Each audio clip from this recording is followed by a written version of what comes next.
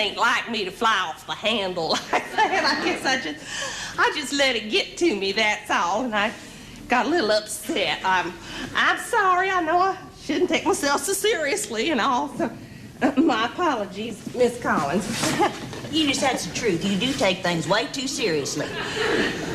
I know, Mama. Isn't that what I just said? I just said I take things way too seriously. Didn't you hear me say that?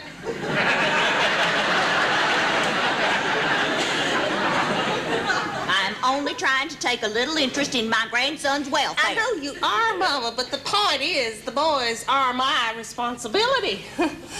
And I have given up my life for those boys, Miss Collins. I want you to know that. I have given everything to those boys. I have been their mama and I've been their papa. And I'm the only one who's ever around to give them any discipline. What the hell I'm supposed to do? Stay home 24 hours a day? Besides, I've walloped those kids many a time. That's your answer to everything, isn't it? A heck of a lot easier on them than my daddy was on me.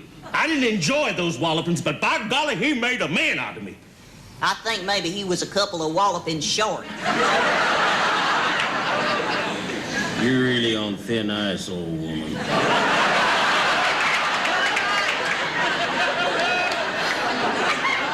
Look, none of you seem to realize that without some responsible parental guidance, your son is headed for big trouble.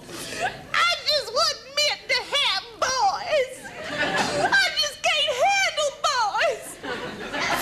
Both times when I was rolled through them delivery room doors, I kept praying, oh Lord, please let me have a beautiful little baby girl that I could dress up in lace petticoats and ruffles and pretty little dresses like I never had. And both times I got these big, fat, awful boys. And my figure's never been the same. You wore dresses, Eunice. You want Miss Collins to think that I let you run around naked? They were my sister Ellen's hand-me-down. She never bought me a dress of my own in my whole life, you know. Now, you use a different tone of voice, Missy. I am still your mother, and you listen here to me. I warned you if you married this big bozo, you was gonna wind up giving birth to a bunch of freaks. Well, you got them now, so you listen to what this lady's telling you. You give them plenty to eat, you give them a pat on the back once in a while, and you let them know you're behind them 100%. That's the way I raised all of my kids. What? What? Am I hearing rightly? When did you ever give me a pat on the back, huh? You know what I thought of when I walked into this classroom? I remember that day that Ms. Oates called you in on account of I got Anne-Marie Bittner a little bit wet. And did you say I'm behind her 100%? No, boy, you told Miss Oates, she said, you just say the word and I'll pack her off to reform school. But when I went in to complain to her because my sister, Mary Ellen, squirted me with a water gun, Mama said, be a good sport, Eunice. Ellen's just having a little bit of fun. And then, just because I fill up some tiny little balloons with water and let them drop off the school roof, why, you just give me hell and you treat me like a criminal! Damn it, Eunice, where did you ever get the idea that a water gun and water bombs was the same thing? You almost gave that poor little girl a concussion. To this very day, Anne-Marie Bittner's mother will not speak to me. Well, so what? Why'd you want to speak to that old prune anyway? She's just like her daughter. Neither one of them can take a joke. But you never did stand up for me, did you? I will have order. Sit at your desks at once.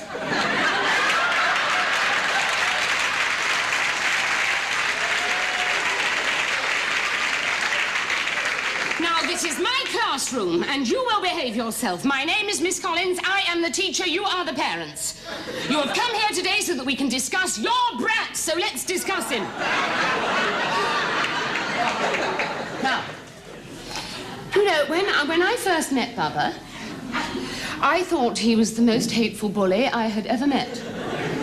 But having met his parents, I have only sympathy for him. A belligerent, insensitive father, a selfish mother, and an uncaring, bitter grandmother. These are the people he has to come home to every day. I don't live with them. Well, That's one small mercy for Bubba. Now, let me tell you something. We are going to make a better life for Bubba, even if it means I have to come over to your house every day and knock your heads together.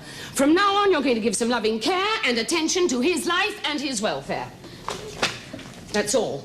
I'll see you the same time again next week.